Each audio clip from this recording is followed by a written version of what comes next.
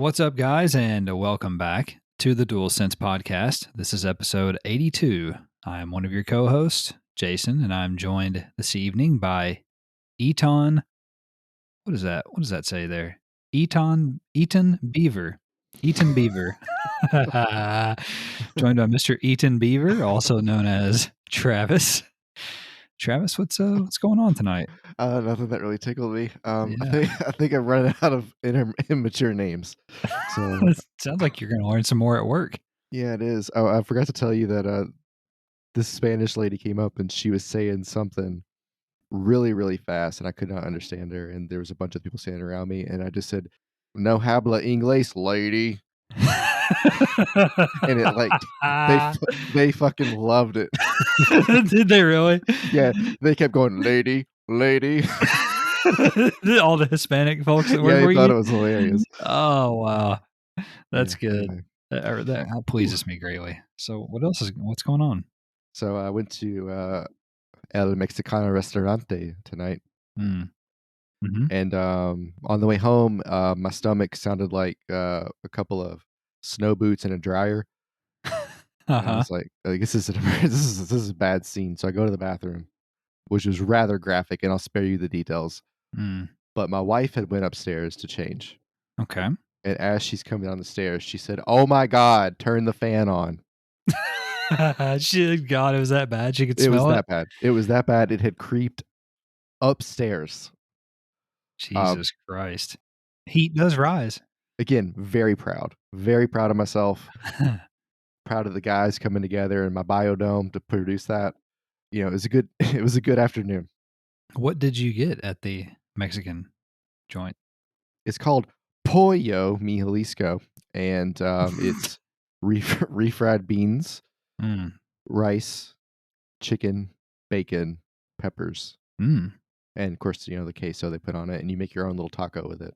Oh, that sounds actually delightful. It is nice. They have one with chorizo called like El Diablo or something No. like that, and that is Mm-mm. that is a bad trip. Yeah. So I have discovered something also at that restaurant that I love. It's my new favorite there. It is a burrito. I don't know the name of it. It's very simple, but it has steak, grilled mushrooms, onions, tomatoes, and cheese sauce inside. And it is lovely. It's so lovely. And then they put lettuce, tomato, guac, all that stuff on top. Fantastic. Well, speaking of, there was a table beside us, and one of the women there had a Karen haircut, but she was also shaped like a potato. And they brought the food over, and she was annoyed. And she was like annoyed about the way they were handing the orders out because I guess the waiter didn't remember who ordered what, which I mean, God forbid. And she was like, "I got a bean and cheese burrito." And then he like set it down on the plate, and it was like, I mean, you thought it was like a hammer, dude. It was like a hammer. Jesus. It was so big. And I was like, I hate her. Just based on what she looks like and what she didn't even, she said like 3 words and I hated her. I was like, this is so bad. I should not care at all. Well, I understand. People can easily displease you, and you don't even have to know them. So before we started recording tonight, I began the Bob Odenkirk flick, Nobody, where he's John Wick, basically. Yes, sir. I'm about halfway through. So far, it's good. It's like it's comfort food. It's just, you know. Oh yeah. It's a little less choreographed. John Wick, basically, is what I'm gathering from it so far. So it's got a little bit more personality in a funny way, kind of. Yeah, exactly. So I'm enjoying that, but that's all I really have to report this evening. So anyway, Travis, we are a PlayStation podcast, we promise, and you and I get together each and every week to discuss all of the week's news, rumors, new games, and much more in the world of PlayStation. We post new episodes every Monday on all the usual podcast services around the world, as well as YouTube, where we also share game streams and clips. And I'm actually in the process currently of uploading some Rainbow Six Extraction 4K gameplay for you all, so you can be on the lookout for that. Played with a bunch of randoms earlier. You can imagine how that went. And also, if you want to talk with us, find us on social media, like the Twitter at the DualSense Pod, We're also on Instagram, Facebook, and we also have a blog called the WordPress, the DualSense Podcast.wordpress.co. And without further ado, Travis, let's jump into the news here. And there's really only one massive news story, and that's Oh, pretty much it. And the rest of it is oh, kind okay. of little news nuggets, a lot of interesting Mhm. little nuggets that we're going to serve up to you all. But first, we've got to get the big ticket item Did out of the something way here. happen? Something did happen, and we're going to talk about it with number one. In an absolutely seismic shift in the video game industry, Travis, Microsoft reached a landmark agreement this week to acquire Activision Blizzard in an all-cash deal that will cost $68.7 billion with a B. The deal is a significant premium for Microsoft to pay over Activision's $51 billion market cap, as well as a 69% premium above their closing stock price on Monday. In a press release, Microsoft stated, quote, "This acquisition will accelerate the growth in Microsoft's gaming business across mobile, PC, console, and cloud, and will provide building blocks for the metaverse," end quote. The statement also added that the addition of Activision Blizzard will make Microsoft the world's third largest game company by revenue, behind only Tencent, Communist, and Sony, our dear, Communist. our dear, our dearly beloved. Embattled Activision CEO Bobby Kotick will remain in place through the acquisition process, but is not expected to remain after its conclusion, according to sources. Elsewhere, Bloomberg reported that Microsoft intends to keep making some of Activision Blizzard's games for PlayStation consoles, according to their sources. To that effect, Microsoft Gaming CEO Phil Spencer stated, quote, "I'll just say to players out there who are playing Activision Blizzard games on Sony's platform, it's not our intent to pull communities away from that platform, and we remained committed to that," end quote. With the massive acquisition, Microsoft would become the owners of some of the largest and most iconic gaming IP in the history of the industry, including Call of Duty, Diablo, Guitar Hero, and World of Warcraft, as well as legendary PlayStation franchises Crash Bandicoot and Spyro the Dragon. Word of the news caused Sony's stock price to fall 13% on Tuesday, or roughly $20 billion of their market cap, marking their biggest price drop since October of 2008 during the economic recession, although it has since then begun to rebound.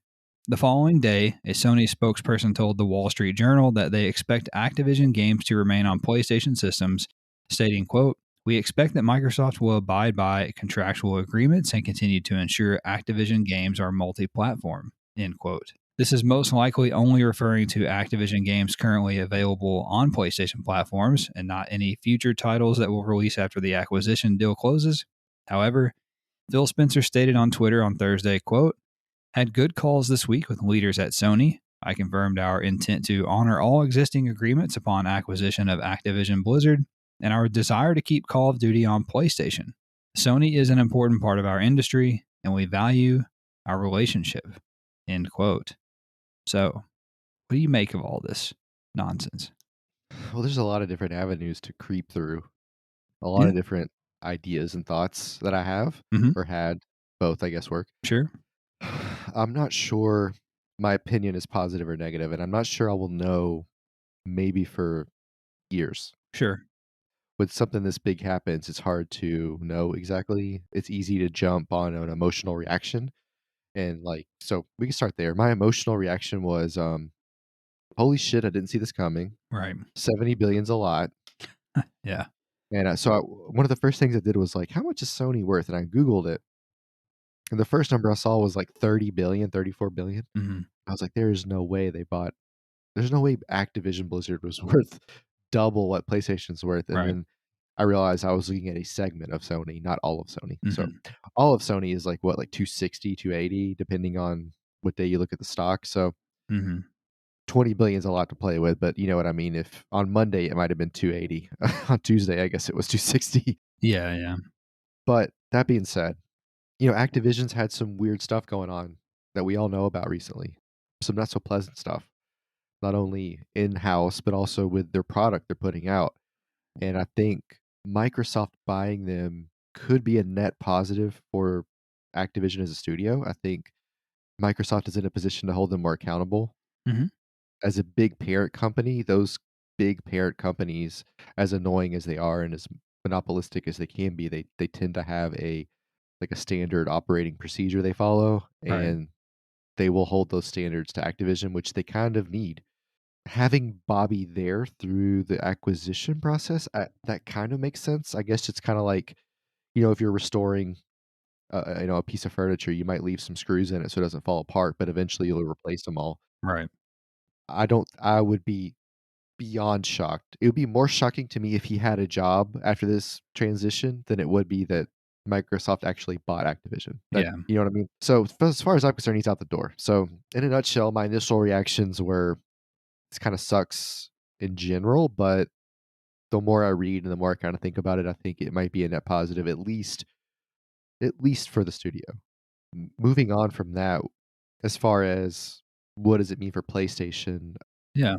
On one hand, I think it would be kinda silly to not put some of these bigger names, like Call of Duty, like Diablo, like Crash Bandicoot, if they're making more of those, onto Sony platforms. There's just a lot of money you're gonna miss, right? Right.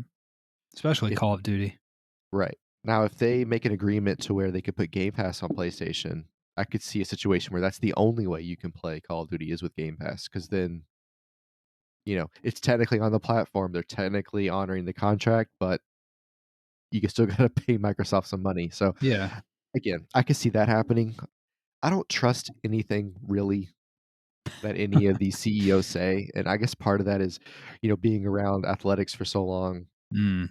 everything coaches say seems like bullshit, Mhm. and CEOs do a lot of coach talk. So that always is a red flag to me. Like, Phil Spencer saying it's not our intent. Well, that doesn't mean anything. Like, just say we're not going to do it. Like, make it as simple as possible so people can't tease out what they want to hear. Exactly. He does that a lot. PlayStation does that a lot too. I get it. It's just how this works. But long story short, I don't think they'll take it off PlayStation necessarily. At least not yet. Maybe they will. Maybe they will in 3 or 4 years. We'll get the next Call of Duty for sure on PlayStation, I think. Because I don't think they actually take over until 23, right? Yeah. Yeah. Yeah, I don't have a solid answer yet for what I really, really think. I'm on both sides of the wall here. Mhm. Part of me thinks it's bad. Part of me thinks it's good. I don't really know what I think, but that's okay. Yeah, I have mixed feelings on it as well. I have quite a bit of things to say about it, but kind of like you, I don't really know where to start. I guess I'll start or try to Uh, start. Go ahead. One thing sorry to cut you off. One thing I Yeah. meant to say was and I'll keep it short. I do not like it that another big company is buying a Mhm. studio, and I'll leave it at that. Mm. Mm. Mhm. I'll start there as well. So that is the biggest, I guess, takeaway that I have of this is that this is not like Microsoft went out and bought a studio, which they've done. It's not like they went out and bought, trying to think of someone they've bought recently. Ninja Theory, the people who make the Hellblade game, or whatever, the people who make Fable, or that sort of thing. It's not like they bought a single developer. They didn't do that. I think that's concerning. I think the fact that they bought one of the biggest publishers in the industry, publisher of one of the biggest games of the industry, one of the biggest A lot franchise, of them. yeah, one of the biggest franchises in video game history. Period. The owner of the best-selling video game for every year for over a decade, basically. All of that concerns me. I think that the fact that they went and bought them, they spent 70 billion on them. Basically, we know that Microsoft has unlimited financial resources. Essentially, their market cap is like $2 trillion. So they could literally buy every publisher. They could buy Square Enix. They could buy EA. They could buy everybody that was left. They could buy Embracer Group and all the millions of people that they have Oh at my this god, I at guess this they point. could. They could buy all of it if they really wanted to. So I guess is that where we're headed? Is my kind of biggest takeaway from it. That's my biggest issue with it. Even if the roles were reversed and Sony did this, I would have a problem with it. If Sony somehow goes out and buys Square Enix, I'll have a problem with that because I don't think that's the direction we need to go. If these companies, these platform holders want to buy a studio here and there, by all means, knock yourself out. I think it's happening much more often now than it ever has. We're in this like arms race of Mhm. consolidation and mergers and acquisitions right now, for better or worse. I don't necessarily know why. I know why Microsoft is doing what they're doing because they're losing. They have been losing. And I Mhm. say losing loosely. They're not selling as many units as PlayStation. The revenue from the gaming from Xbox. I mean, PlayStation's revenue just dwarfs Microsoft or Xbox's revenue. Obviously, they said in the press release that they're still going to be the third biggest game company by revenue even after the deal. So that just gives you an idea of how much money Sony makes. So I do have that's my like high level issue with it is that Mhm. the size of the company that they're purchasing, what it means for the video game industry. I could care less about playing Call of Duty again. Like I Mhm. know for a lot of people that's a big problem. I understand that completely. For me personally, I have no problem with that. So I honestly have no, I guess, horse in the race for Activision Blizzard. There's not one thing that they make that I can't live without. So that doesn't bother me. It's just the general direction and tone that it sets and that Right. it puts us on, path that it puts us on that I don't like. And I think that Microsoft has to be careful because I think that if they, I think they're borderline, and if they keep it up, they're going to cross the line of becoming the villain in the video Right. game. They're like Tencent is communist, and that is why they're a villain in the video game industry, in my opinion. And they buy up all of these developers. And for completely different reasons, Microsoft, if they keep acquiring all these big publishers, I think they become the villain. And it's like Batman, it's like the Dark Knight movie. You either die the hero or live long enough to see yourself become the villain.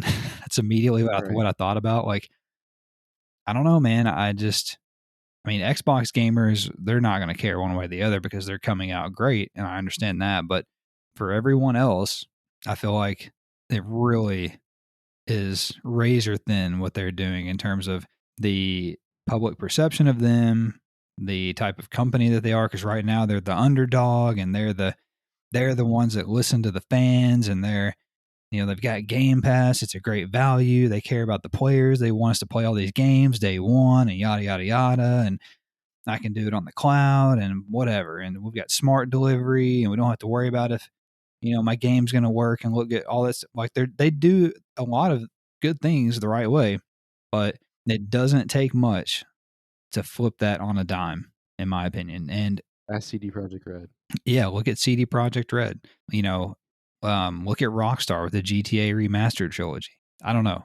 I I feel like we're headed down a weird road where someday soon, even though PlayStation is currently the market leader, they're gonna outsell Xbox on hardware. They kill Xbox from an annual revenue standpoint. I feel like we're headed in some weird direction where all of that remains true, at least for the time being, but PlayStation is the underdog. Mhm. And all of a Which sudden is weird. PlayStation is the Dark Knight or whatever, the White Knight, however you want to call it. And they're the ones that everybody's rooting for, and they're the ones that everybody's hoping that does the right thing and stands by gamers and this and that. Like we're really close to that. And not that PlayStation is the villain right now, but I just feel like we're close to some of that role reversal, and which is weird. So back on track a little bit, I guess, just to wrap up in terms of Activision games coming to PlayStation. To your point, what Phil says, it all sounds good, but I'm just going to tell you guys, as soon as the agreements are up on these individual games, maybe Right. maybe there's a 4-year agreement with Call of Duty and PlayStation because there is a marketing deal where PlayStation gets all this, these DLC packs for free and for PlayStation Plus users. And for the past like couple of Call of Duties, we've gotten a game mode for exclusively for a year, stuff like that. So there may be an agreement in place where it has to come to PlayStation for the next several years or several releases, whatever. At some point, whenever those agreements are up, you better bet your ass that those games will no longer be on PlayStation. Now, I say that, and The other thing you have to understand about Call of Duty specifically is that they make most of their money off PlayStation from microtransactions, from season passes, DLC, whatever. The majority of the money, Call of Duty revenue that they make comes from the PlayStation platforms. So you would take a significant hit if you only have it on Xbox. However, the inverse of that is that you have people who only play Call of Duty every year. That's the only game they play. They get the new one, they play it for 365 days, they get the next one. Or, you know, you have people who maybe they play that in a sports game every year.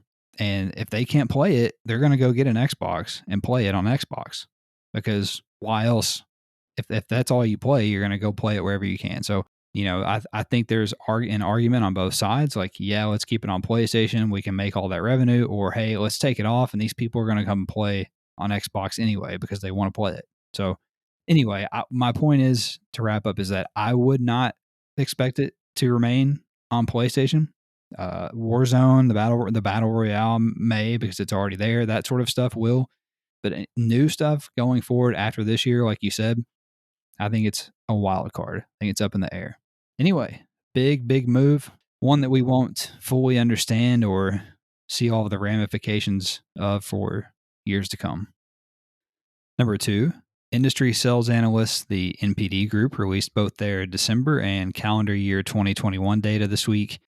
For December, PlayStation 5 and Switch effectively tied in dollar sales for hardware, although Switch did move more units.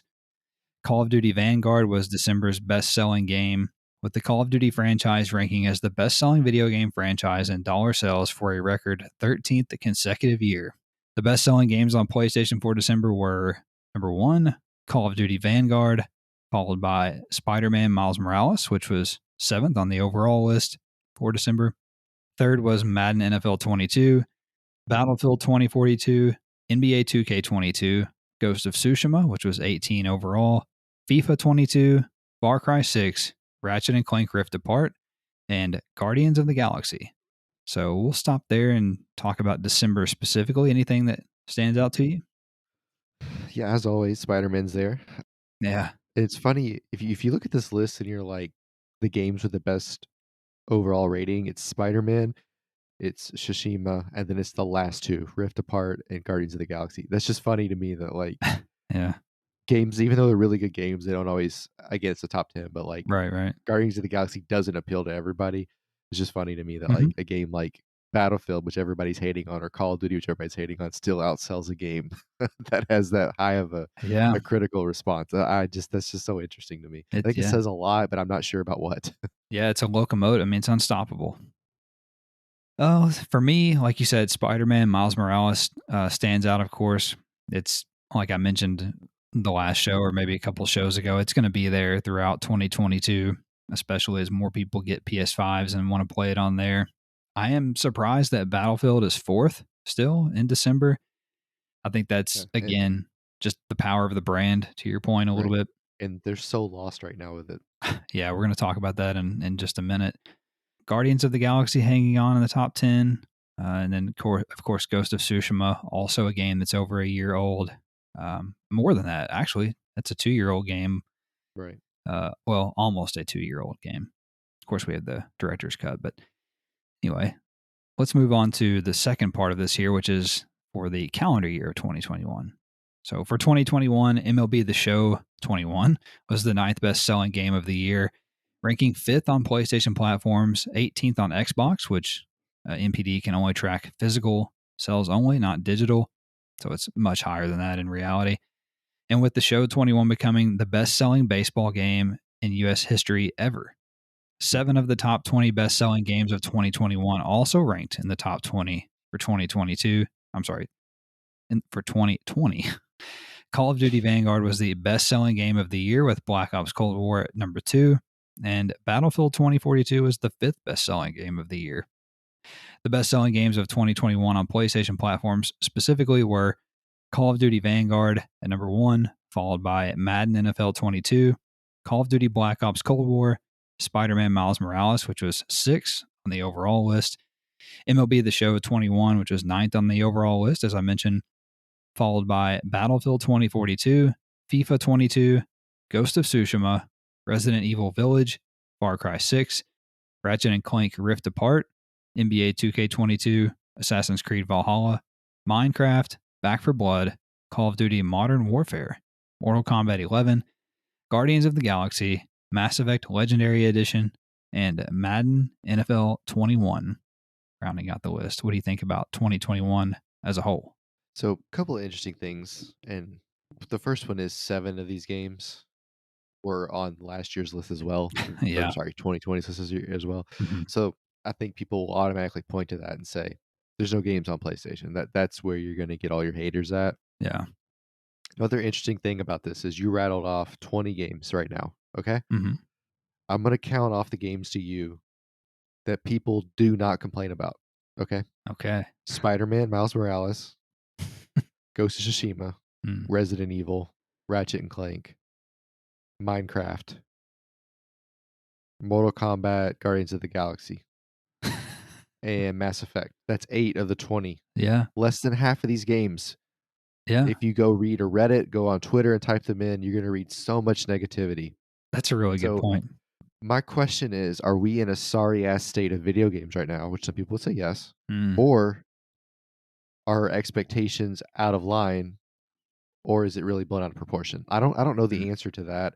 I think it may be a little bit of all of those, which is kind of a cop out. But Mm-hmm. like today, I was thinking about when I was really really bored at work. I was thinking about like if I got Battlefield today and I'd never played an FPS before, like it was the first FPS ever, would it be so bad? Yeah. That's a good question, honestly. I don't know the answer to that. I could tell you that I would have liked it more, I think, because it would have been new. But the thing is like when you've played Modern Warfare and when you Yeah. have played Battlefield 1, you're like, this is what it should be like. And then when it's not, it's not even disappointing. It's like it's more, is there a word that means more than disappointing? Like that's what I'm looking for. It's just so frustrating. It's just like a Yeah. visceral reaction because I know you can do it, right? It's like if Michael Jordan just missed 15 free throws in a row, you'd be like, "Oh my fucking god." Right. Like Right. I know you're better than this. Like that's how I feel about Activision. That's how I feel about DICE right now. But my point is, you know, there's not really a lot of room for these people. There's not as much people complain about Valhalla. It's still like 11th on the list for the year, right? So it's Yeah. like, what is their reasoning to try harder? Kind of is how I feel, other than pride. Yeah. It's incredibly hard to make games, and I understand that. And you see stuff all the time about people, developers talk on like Twitter and stuff about how it takes a lot of luck to make a game and get it right, and how incredibly hard it is. And Oh, I'm sure, yeah, people say it's a miracle that games get made in the first place. But if that's if that's the case, I think that's a testament to currently how big games have gotten. Not just like right, big, like the industry is huge. I mean, literally how big the games have gotten. Like Assassin's Creed Valhalla takes 60 or 70 hours to complete. You right. know, I don't know, Battlefield 2042, they had to have 128 players. Why? Just make it Yeah, 60. Just make it 64, make the map smaller, make it better. That's right. fine. That's totally fine. It's what we talk about on here all the time. Make a 15-hour game. Nobody has majority of people don't have fucking time to play Assassin's Creed Valhalla for 70 hours, guys. So you could I think there's a little bit of what's the word I'm looking for, like introspect, like developers need to look inward at what they're trying to do. Like sometimes more is not always better, bigger is not always better.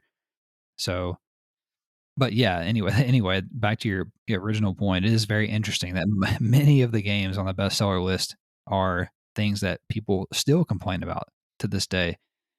Even the best-selling game, Vanguard, they had to delay their next season or whatever by a couple weeks. So Right. we're going to talk about that too in a second, I think. But in terms of the calendar year, for me, just a couple thoughts really quick. MLB The Show is huge. It's a huge IP for Sony, the best-selling baseball game ever now. And that's pretty crazy considering that it's a baseball game selling that well. And I'm not convinced that many people love it or love baseball, but obviously they do. I'm obviously wrong about that.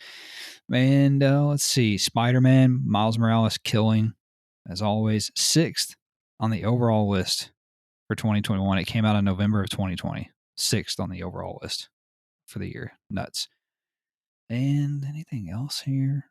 Call of Duty Modern Warfare sticking around, I think, because people just love that game more than the other two, even though it Right. sold better. But that's a 2-year-old game at this point, charting in the top 20 for the year. So pretty crazy. But yeah, anyway, so an interesting 2021. I do feel that the fact that 7 of the games are on 2020, I think that speaks to the fact that we had so many delays this year, and a lot of games that were going to come out did not come out, and we're about to get skull fucked in 2022 by most of those. So I think this list is going to be nuts this time next year.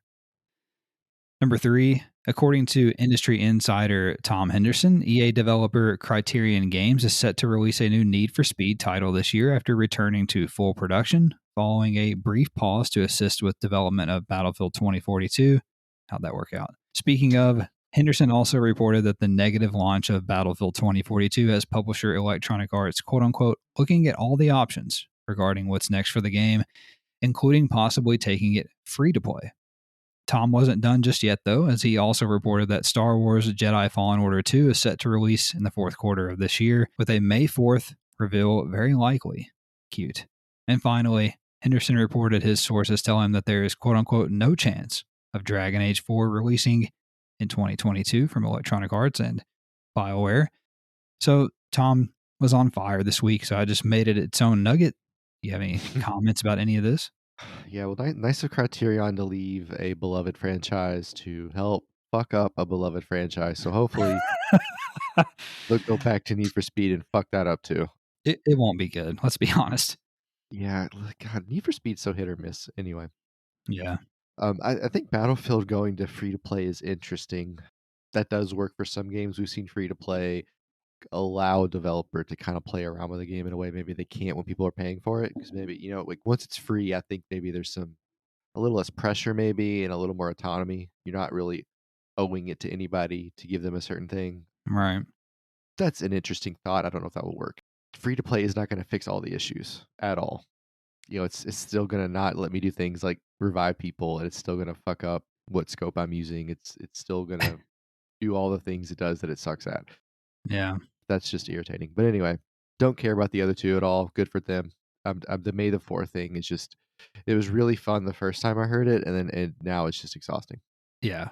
Yeah. Agreed. So let me say this first of all. I was about to say that the last two, like you, are not for me, but I'll disagree with that a little bit because I am someone who played Dragon Age Inquisition way back on PS4 for a long time and actually enjoyed that game, even though I knew nothing about it. I just played it on a whim. I don't know that I'll play Dragon Age 4, but it sounds cool in theory. So whatever. I'm lukewarm on the Dragon Age series. I'll say that. Star Wars, don't care about that. Cute that they're going to do it on May the 4th. It'll be a big game. I understand that. And then I'm working backwards here. That's cool. And another thing I've been doing the past couple of days, I don't know if it means I'm having a stroke, but I'm writing the second letter of every word first. What does that mean? Yeah, you're dying. That's a new phenomena for me. I don't normally do that. I don't think that's a good sign. Great. Can't wait. Well, it's been nice knowing you. Anyway, so let's see here. What else? Oh, yeah, Battlefield. Going free to play. I don't know, man. I want to say it seems like a death sentence, but it really can't be because it will go free. It just means we'll get more cosmetic stuff, that they'll inject into the game. There was reports back before the game launched that they were going to have a free to play component, if you remember that, Mm-hmm. like a battle royale or something, and they didn't do that. I don't know. It's really sad. I gotta eat a little crow on this because if you remember, I was talking on the show about how this was the year Battlefield was going to take over Call of Duty, and it at least have a better year than Call of Duty because the stars were aligning. And they really kind of did. Vanguard has stumbled a little bit for a Call of Duty game, Mm-hmm. and then they just come out and shit the bed like we've talked about. And then lastly or firstly, there Criterion, I bet they were just thrilled to death that they had to pause their game to go work on a shit game. like Right. Battlefield 2042 when they Yeah. could have Hey, already had hey, their why are they game calling out. us over here? It's a shit show. Ah, fucking great. Yeah, and it looks like they obviously didn't do too much, or maybe they really helped a lot, and it would have been a lot worse without them. Who knows? So anyway, we'll get back to schedule here for EA, and they'll get Need for Speed out this year, presumably. Number 4, Travis, we also have several news nuggets here. Feel free to join me wherever you see fit. First nugget, PlayStation dropped a new story trailer and a preview for Horizon Forbidden West over on the PlayStation blog this week. We learned that actress Carrie Ann Moss, best known for The Matrix, has joined the game's voice cast, as has Angela Bassett, who has played in a number of prominent films over the years, including Marvel's Black Panther. Yeah, my aunt had a basset hound.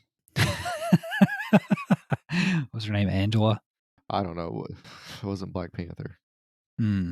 This pretty big cast for this. They got these two ladies, and they got Lance Reddick, who's in the John Wick movies as the hotel concierge or whatever, and he's best known for The Wire and things like that. So a lot of talent behind this. It's gonna be fantastic.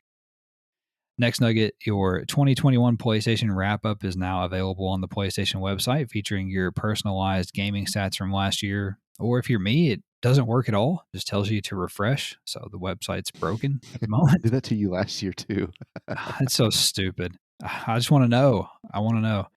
Also, website gamesindustry.biz reported that the quality assurance testers at Call of Duty developer Raven Software have voted to unionize, with 78% of workers voting in favor of the measure. They have now asked Activision Blizzard to formally recognize the union of 34 employees. So they'll await to be recognized before they become a union.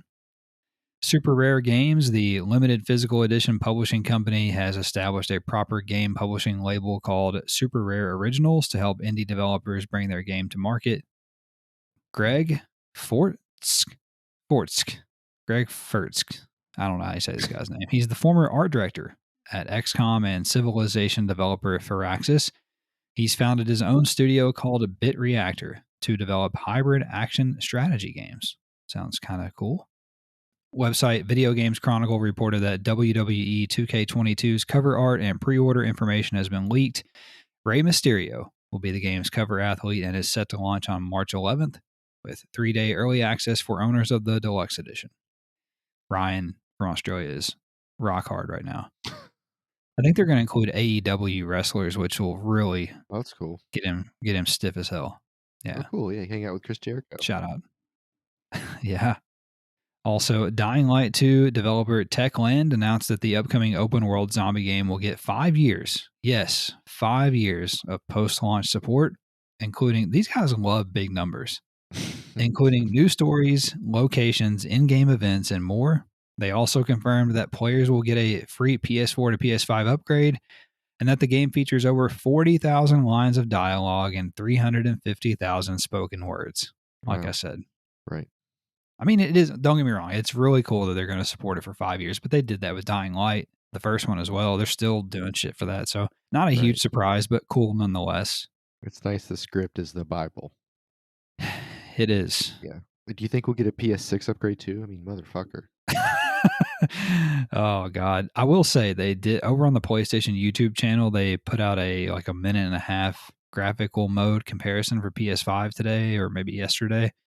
And I'll be honest with you, it looks pretty fucking good. So you guys should check that out on whatever the best screen you have is. Looks pretty good. Next nugget, PS5 will outsell Xbox Series X and S by 2-1 this year, according to data and analytics firm Ampere Analysis, predicting 18 million units sold for PS5 in 2022. Pretty crazy. A survey at the Game Developer Conference of more than 2,700 developers found that 70% were quote unquote not interested in developing NFTs. Thank God.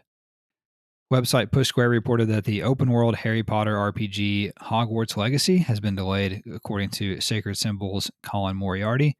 Moriarty said on a recent episode of his podcast that, quote, the game isn't coming out this year. It's in some sort of trouble, end quote. However, later in the week, other insiders and the game's own community manager reiterated that the game will indeed be launching in 2022. So, I don't know. Also, Bethesda's last new PlayStation game, Ghostwire Tokyo, is scheduled for a March 24th release date, according to a PlayStation Store leak that was discovered by website Multiplayer First. What are you saying? Last new PlayStation? Like this is the last new game they're gonna make? They're gonna only make old games? No, it's the last Bethesda game that's going to come to PlayStation. Oh yeah, sorry. I follow you. Yeah, the last new release. So maybe, yeah, that's I was like, what is happening? it's the last new PlayStation game that'll ever come out.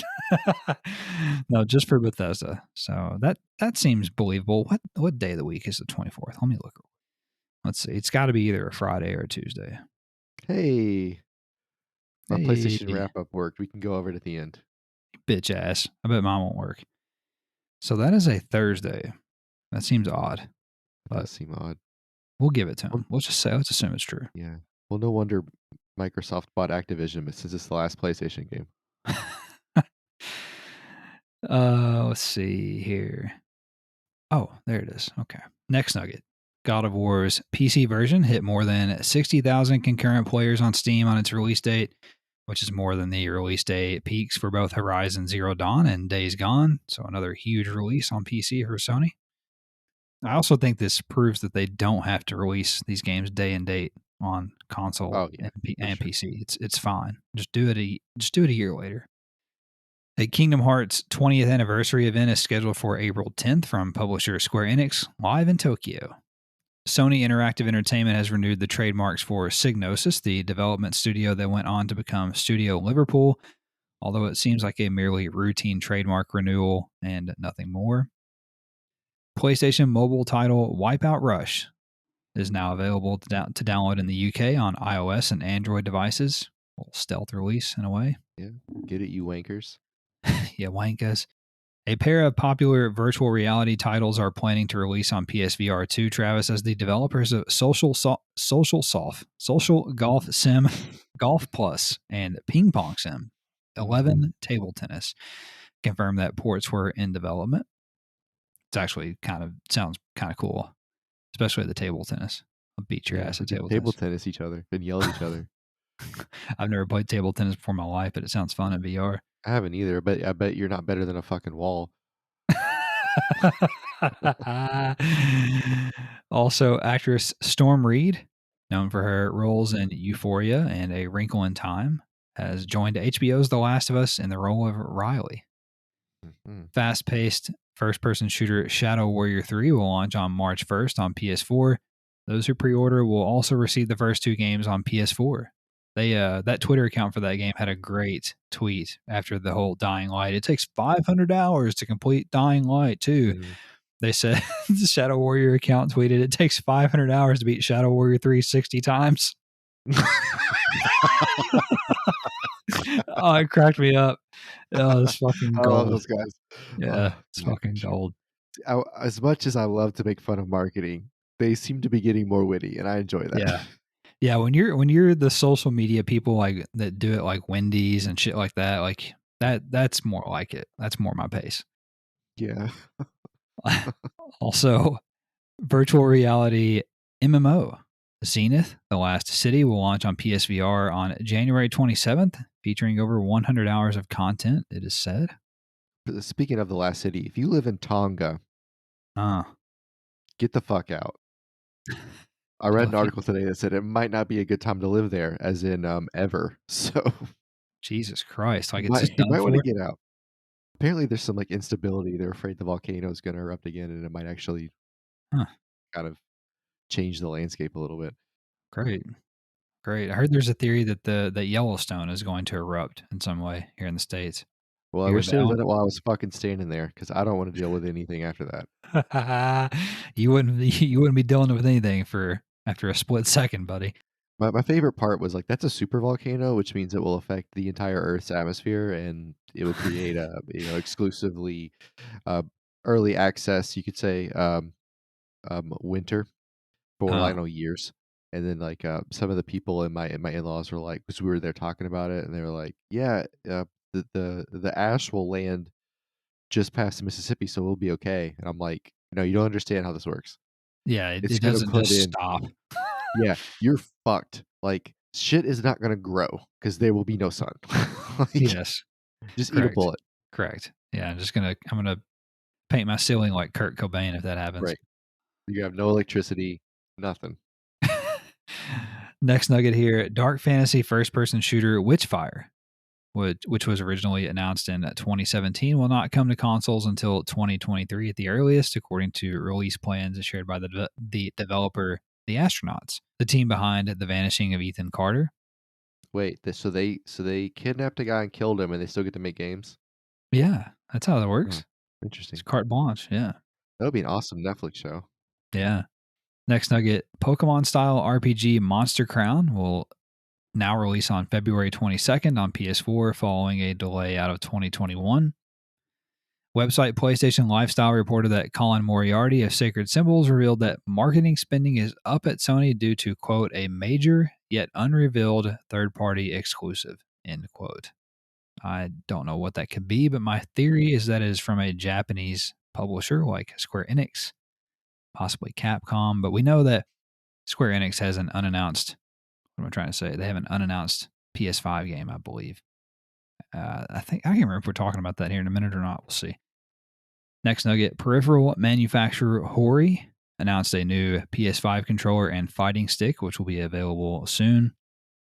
Website PlayStation Universe reported that the following games received update patches this week: Ark Survival Evolved, FIFA 22, Crisis 2 Remastered, Battlefield 2042, Fortnite, Madden 22, Deep Rock Galactic, Hot Wheels Unleashed, Hitman 3, Enlisted, and Marvel's Avengers. So if you've been waiting on the content or a fix, now's the time to check. PlayStation's second-party partner Deviation Games is hiring a senior game designer who has experience in, quote, scripted quest and mission content in AAA single-player or multiplayer RPGs/action/story games. Ideally, someone who has worked in games for several years, executed on early stage rapid development, and worked on co-op multiplayer games. End quote. That's Oh, I have experience in mission content in AAA games and oh yeah, scripted quests. I've done those I've played those games. you've killed the bugs in Fallout. So yeah, I do that. Now I have not done the other part, worked in games for several years, that kind of thing. But I've done the first part. Yeah, this is very Experience is interesting. very vague. It is. It is. This is very interesting to me because for some reason I thought that this team was the one making a multiplayer shooter because they're like ex Call of Duty uh, Oh, that's right. employees Yeah. and stuff, or developers, I should say. But obviously, it doesn't sound that way. It sounds like a cooperative action RPG of some sort. So that's interesting to me. Or, of course, we're forever away from this, but interesting nonetheless. Also, Activision announced that Call of Duty Vanguard, and here it is, Warzone Season 2 has been delayed to February 14th to iron out technical issues. Developer at 1047 Games announced that Splitgate Beta Season 1 will launch on January 27th, featuring a custom map creator and other new content. I keep forgetting that it's technically not out, quote unquote. Yeah, I know. It's kind of silly that they are still calling it a beta, but I get it, I guess. Also, Wallace and Gromit creators Aardman Animations announced that they are developing an open world video game based on a brand new IP. It is said to be a 3D action adventure game with inventive mechanics and compelling characters. The studio confirmed it has partnered with a major publisher to bring the game to PS5 and PC, among other platforms. GamesBeat's Jeff Grubb shared that he believed the digital E3 event for this year will also likely be canceled, so RIP to E3.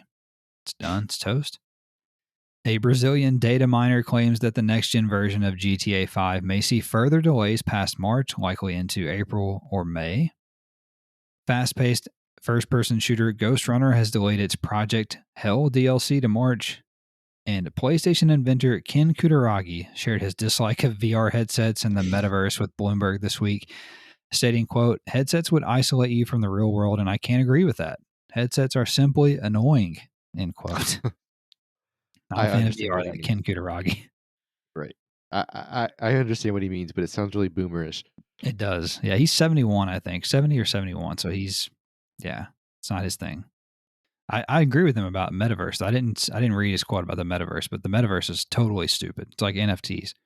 No, I get it. You can go to NFT museums in the metaverse. God. Are you okay? Did I'm you know over that? it. Yeah, I think we talked about this briefly last week. I think you said that people are like buying these things and like putting NFT art in it, and then you can like go look at it on like whatever in Well, virtual Snoop reality. Dogg had a party in the metaverse, and you could pay to go to the metaverse of his house. Oh God, get the fuck out of here. He has Did you? metaverse real estate. Okay, it's not real. Um, did you see? Have you recently tried to open Twitter and it try to tell you that you can make your picture or some shit an NFT? I Have you don't seen even this? know. I don't know. Yeah, I immediately said it was like two options: dismiss or go to NFTs or something. Yeah, dismiss it immediately. Get the fuck out of here. I don't need that. Like, You ugh. gonna if they can NFT my asshole, how about that? I want a chocolate starfish NFT. All right. Website Gamatsu reported that PlayStation China hero project title Anno Mutationum has gone gold. The 2D 3D hybrid pixel art cyberpunk action adventure game will come to both PS4 and PS5 imminently. Developer East Shade Studios announced story driven Witch Academy RPG Songs of Glimmerwick for consoles. It will release sometime in 2023. Free to play digital card game Yu Gi Oh! Master Duel is now available on PS4 and PS5. Publisher Annapurna Interactive announced that musical adventure game The Artful Escape will release on PS4 and PS5 on January 25th. Publisher Calypso Media announced that tennis simulation game Matchpoint Tennis Championships will launch sometime this spring on 2024 on PS4 and PS5. Lego Star Wars The Skywalker Saga will finally launch on PS4 and PS5 on April the 5th. Developer Infusion Interactive announced Deadly Dozen Reloaded, a remastered version of the 2001 squad based stealth third person World War II shooter, PS4. It is scheduled to launch sometime this spring as well. Motorbike simulation game Elastomania will launch on PS4 and PS5 on January 26th. And finally, Gamatsu reported that publisher developer Microids announced that they have reached an agreement with Viacom CBS to produce 3 new Garfield games after successful collaborations on Garfield Wild Ride and Garfield Kart Furious Racing. I don't even know what those are. Okay. And that is all for the news this week. And I'll now turn it over to Eaton Beaver for this week's new game releases. On the 18th, we have River City Girls. Speaking of Eaton Beaver, we also have Tanks versus Tanks PvP, and then we have Queer Army on PS5 and 4. It's Queen Army. It's not Queer Army. And I think that's a no, I Netflix don't. show, though. Yeah, Queen Army is about basically the whole game. You just follow the band Queen around Europe. That's all you do. On the 19th is Dismantle and the Enigma Machine. And on the 20th, we have Downslope, the Mm, Hitman Trilogy, which is on the 5 and the 4 and on Steam, Pyramid Quest, Rainbow Six Extraction, mm. RP Golf Legends, and Windjammers 2. And I'm familiar with Windjammers. I'm not sure why, though. Yeah. Yeah. It's a the first one is on well, it's an old school game, but you can play it on PS4 and Vita, and it's fun. It's like that. Do you remember that PlayStation Plus game from a while back that was called like Disc Jam, I think? And it Yep. was you know what I'm talking about? Really It's the same arcade thing. kind of. Yeah, Yeah. that's cool. The same thing. Except Windjammers is like top down 2D. So anyway. Yeah, that's not a bad game. Yeah, so that's all for the new game releases this week, and actually not a bad little week here. We got Hitman Trilogy and the start of year 2 of content for Hitman 3. That's this week. That's probably the biggest thing, and then after that, Rainbow Six Extraction, which I'll talk about here in a little bit, and then River City Girls and Windjammers 2 are pretty heavily anticipated. River City Girls has already been out. That's just a native version. That's a pretty well regarded game, I believe. So yeah, not a bad little week. We're getting better. So let's now begin to wrap the show up here, Travis, by discussing what we've been playing and what we're looking forward to. What do you got? Played a little FIFA this week. My goalie is getting exceptionally good. Oh wow. It seems like he's getting better every game. I say that and I give up like 2 or 3 goals a game, but like he'll legitimately have like 10 saves, so I can't be that upset with him. I've learned on professional that I can score on the next level of difficulty for sure, but I Okay. cannot defend. Yeah, it's hard. Part of that's me, part of that's my team just isn't that good, and that's fine. My table right now, like, the top 10 people at my table right now are separated by, like, 5 points. Yeah, same. I'm really close to, like, being mid-table and really close to being promoted, so we'll see how it plays out. And, and I'm starting to get some, like, Europa League games fall in and some cup games fall in, so now I'm starting to, like, have to manage, stamina and stuff, so it's getting interesting. I did hire a 3rd scout, so I have one in Scotland, England, and Norway, so I can get Okay. some names I can't pronounce, which will be fun, so Is this Youth Academy Scout? yeah, I got those guys out there, and then I signed a couple of free agents. I went and scouted a bunch of guys that were free agents that were under 20, and I found a couple of guys that can actually play for me. So one's a center back, he's 6'6", and I picked him up because I had a guy, an auto-generated guy in my youth academy that was his potential was a 66 to a 92, and he was already a 65, so I signed him and started him because he was good enough. Wow. And then it prompted me and told me he reached his potential and he was a 67. So, Oh god. yeah, so I was like, I need somebody else. So I signed this guy, he's Yeah. a 69, and then I have a 69 left back who's 16. So that was a free agent. So that helped me out a lot. They were also better than what I had, so that was nice. We played PvP Insurgency. Yeah, we did. Ah, I enjoyed it. yeah, me too. One thing I learned was, I mean, you can get absolutely domed and have no idea where it's coming from. Oh, I And did that a couple times. yeah, and because it was, like, a few times I started and, like, I was still on bot mode, so it's like, I gotta get to that window over there, I'll just sprint across real quick, and it's like, "No, you gotta, like, think about what you're doing on PvP. You can't do that. People are waiting." So, did that a couple times. There was a guy with a shotgun that was absolutely working our team. Yeah. He blew my head off one time, and I literally jumped because, like, I came around the corner, and it was like, "Pow!" It's like, "Okay, Yeah. I returned the favor in kind later on, though. good, good." So, no, it was fun. You have to have a decent team because we were playing with guys who, like, weren't playing the objective, which was annoying. Or, that one guy was across the map. He basically, like, instead of defending the objective, he tried to, like, basically circle around the enemy and kill him from behind, and, like, that never works ever. But other than that, yeah, that's about all I played this week. It was really good. This week, I should be on a normal work schedule. Excited to try Extraction with you, and I'm excited to do the new Hitman season 2 content is out, and we got Yeah. the arcade is live. I'm gonna try that out and play around on some Hitman and see what I can do there. It looks like it's a lot of fun. I'm excited to see what it is. Can't wait for the new map either. But Yeah. yeah, do you want me to hit you with my wrap up? My Yeah, let's hear PlayStation it. wrap up? Let's hear it. I'll see if I can get mine. All right. So total hours 652, and let's see here. 507 of those hours are on PS5 games.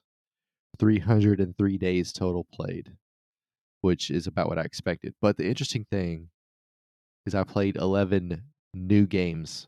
It feels like I played more than 11 new games, but I guess I'd played some games I already owned and didn't really consider that.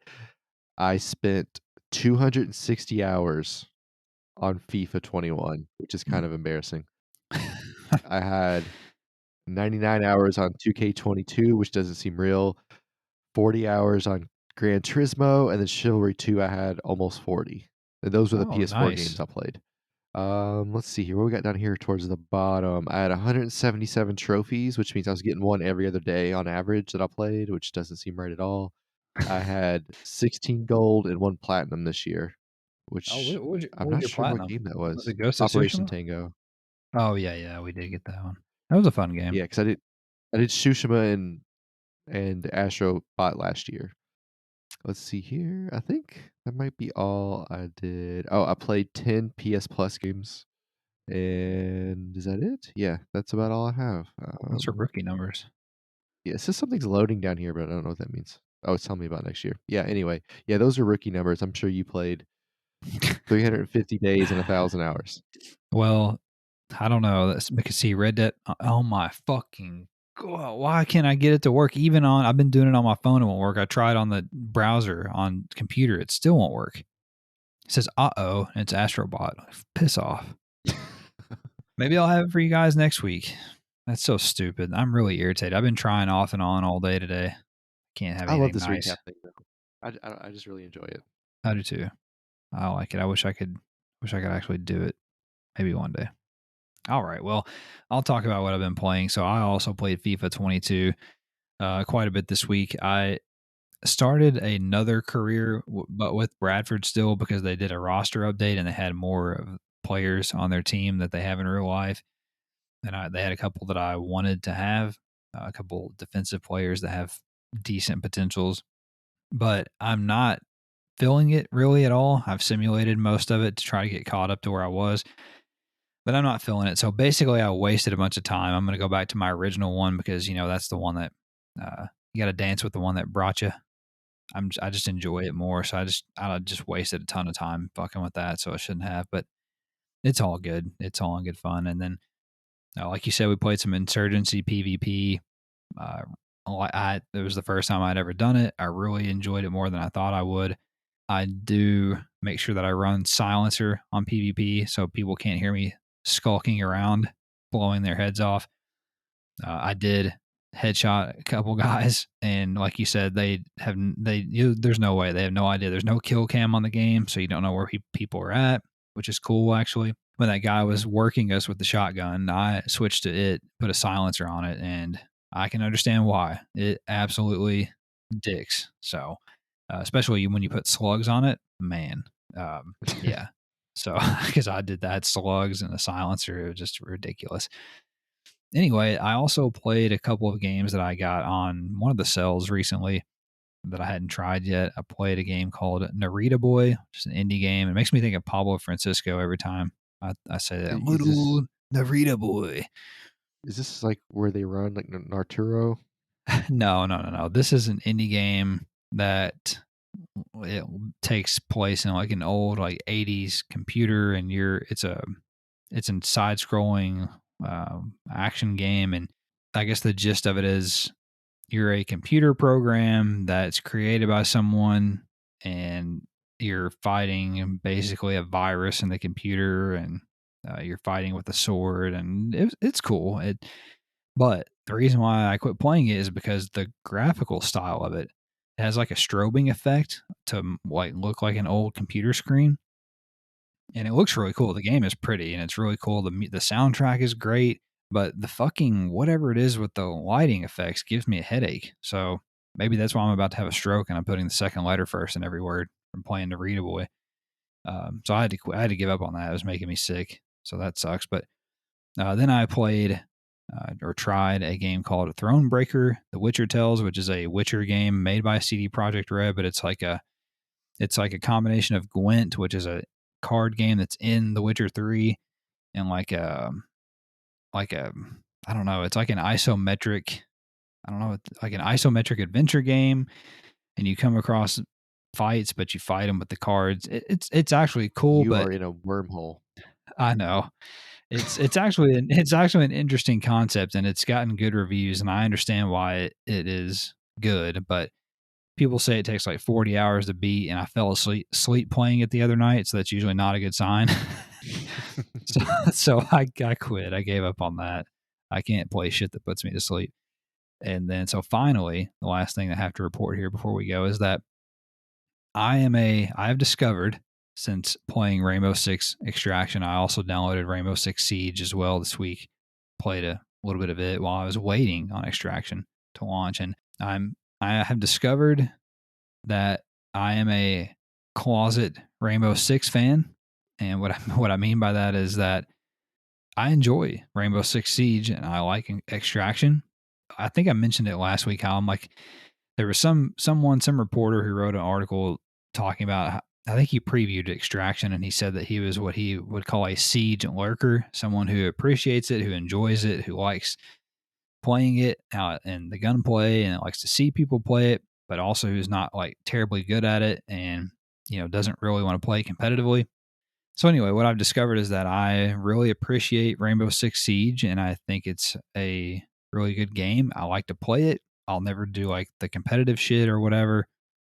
The only thing that I don't necessarily enjoy about Siege is that it's turned into Call of Duty over recent years, where everybody has like pink guns and shit. I think that's silly, but I understand you're trying to make a 7-year-old game have legs and you got to sell cosmetics and stuff. So I get that, but I am a I'm a fan of Siege, and I played some of that this week, which led me into Extraction, which I really played for the first. I played the tutorial the night it came out, but tonight before we recorded, I actually played it for the first time. Played a few boards. Had to play with randoms, so you can only imagine how that is. It's a very mixed experience. Based on the few games I played tonight, I got one teammate that knew what they were doing, and then the other teammate who didn't know what the fuck was going on. I even got a teammate. So let me tell you, one of the 3 games that I played, it was so bad. We had a teammate that was so bad that the other guy who knew what he was doing quit in the middle of it. So thank you for that, Tyrex or whatever your name was, Tyrannosaur, I think is what it was. Also, the guy in that same game who was so bad that forced the other guy to quit, he was one of those guys who had the fire or the smoke detector with the dying battery in the background, where you had to listen to the beep every 30 seconds. So that was awful. Absolutely awful.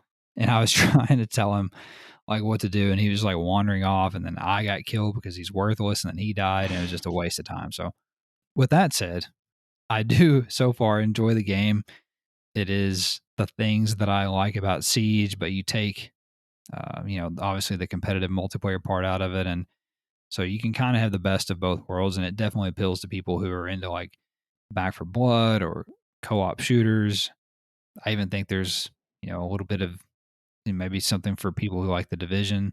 But if you like things like Back for Blood and, whatever, Left 4 Dead and World War Z, stuff like that, but you want something that's more of like a shooter, more tactical, I think there's something there for you. It looks good. The game looks good.